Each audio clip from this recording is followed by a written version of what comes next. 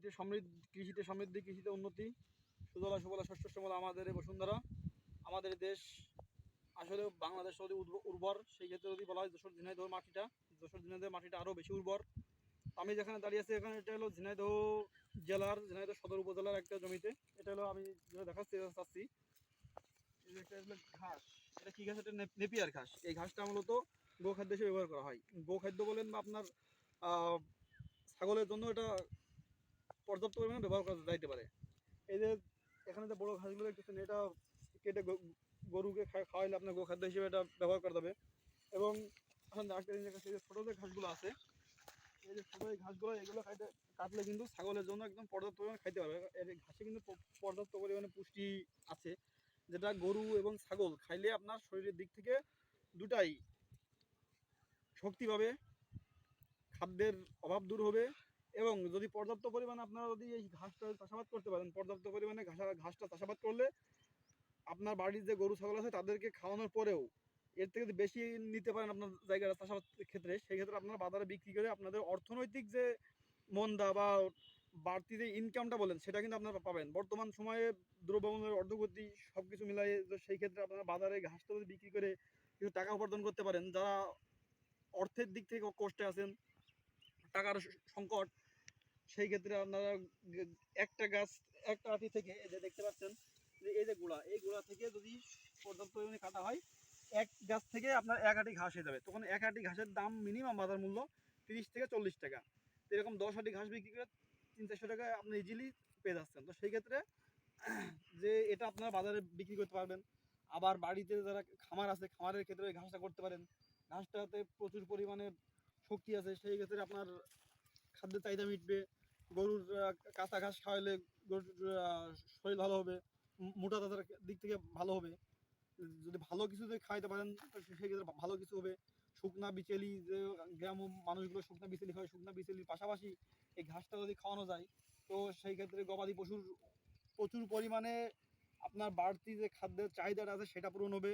বাড়তি বা বাড়িতে যে সিজনের সময় বিচেলির দামটা কম হয়, আর যে সময় সিজন থাকে না সেই সময় বিচেলির দামটা বেশি হয়, কিন্তু আপনাদের যদি এই ঘাসটা যদি থাকে, তো সেই ক্ষেত্রে কী হবে, সেই ক্ষেত্রে ওই বিচেলির যে অভাবটা থাকবে সেই অভাবটা পূরণ হয়ে যাবে।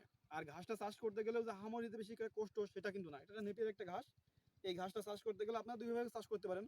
আপনার শুকনো জায়গায় সুতো ধরে লাইন করে গর্ত করে সেখানে গাছ লাগিয়ে দিয়ে পরে সেচ দিতে পারেন। বা যদি মনে করেন যে জমিতে একদম পর্যাপ্ত পরিমাণে পানি দিয়ে জমি চাষাবাদ করে পর্যাপ্ত পরিমাণে পানি দিয়ে আগাছা পরিষ্কার করে সেখানে ঘাসগুলো লাইন করে পানির ভিতরে লাগাই দিবেন, সেখানেও ঘাস হবে, সমস্যা নাই। এই জমিটার ঘাস দেখতে পাচ্ছেন, এই ঘাসটা কিন্তু পানির ভিতরে লাগানো ছিল, পরে আস্তে আস্তে এত সুন্দর ঘাস হয়েছে। ঘাসের যে কাটিংগুলো দেখতে পাচ্ছেন, আমি দেখাচ্ছি যে এই যে একটা কাটিং যে ঘাসের, এই ঘাসের কাটিংটা কিন্তু এরকম এত বড় একটা ঝোপালো ছিল না। সেই ক্ষেত্রে একটা গাছ, এই যে দেখতে পাচ্ছেন, এই যে এখান থেকে এই যে এখান থেকে এইটা, এখান থেকে এটা বাদ দিয়ে এই যে এতটুকু যদি কেটে নেওয়া হয়, এতটুকু কেটে নিয়ে বাদ বাকিটুকু লাগাই দিলে এই ঘাস কিন্তু হয়ে যাবে। ঠিক এতটুকু কেটে নিতে হবে, এতটুকু কেটে নিয়ে লাগাই দিলে ঘাস হয়ে যাবে। এবং আস্তে আস্তে যত কাটবেন এবং পর্যাপ্ত সার দিতে হবে। ঘাস যেমন এটা পানি বেশিটা সহ্য করতে পারে না, অতিরিক্ত বৃষ্টি হলে এই ঘাস কাটার পর ঘাসের গোড়া মরে যায়, গোড়া মরে গেলে ঘাসের ঝাড়টা নষ্ট হয়ে যাবে। সেহেতু সেই ক্ষেত্রে আপনারা জমি থেকে পানির নিষ্কাশনের ব্যবস্থা রাখতে হবে। এবং পানিতে যেমন ঘাসটা থাকতে পারে না, ঠিক একই রূপ পানি ছাড়াও এই ঘাস বাঁচতে পারে না।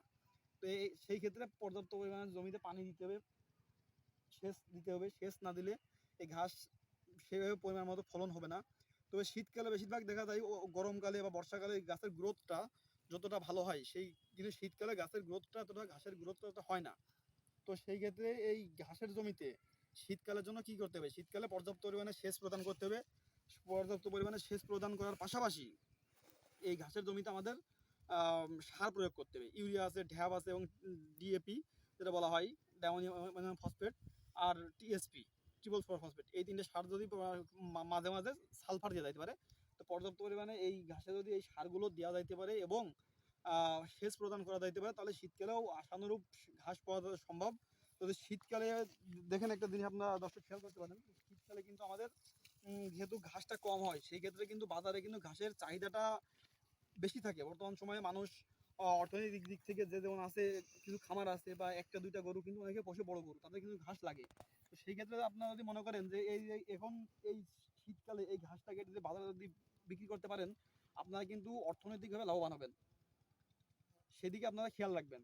তো সব দিক মিলায় একটা কথা হচ্ছে যে এই যে ঘাস কিন্তু আপনার নিজের গবাদি পশু, গরু ছাগল, এদের তো উপকৃত হচ্ছেই, এরা এরা খাচ্ছে, এদের আপনার নিজের চাহিদাটা পূরণ হচ্ছে, তাদের চাহিদা পূরণ হচ্ছে, আপনার বাড়তি কিছু কেনা লাগতেছে না। এবং এটা যদি আরো বেশি যদি কিছু করে আপনার বাজারে যদি বিক্রি করতে পারেন, তাহলে সেই ক্ষেত্রে আপনার বাড়তি একটা ইনকাম হচ্ছে। দেখা গেল আপনার নিজের বাড়িতে গরু থাকলে তাহলে ওই টাকা দিয়ে আপনি তাদের জন্য বাড়তি খাবার কিনতে পারতেছেন। সুতরাং সেভাবে পরিচর্যা করতে হবে, পানির ব্যবস্থা রাখবেন, আশা করি ভালো ফলাফল হয়ে যাবে।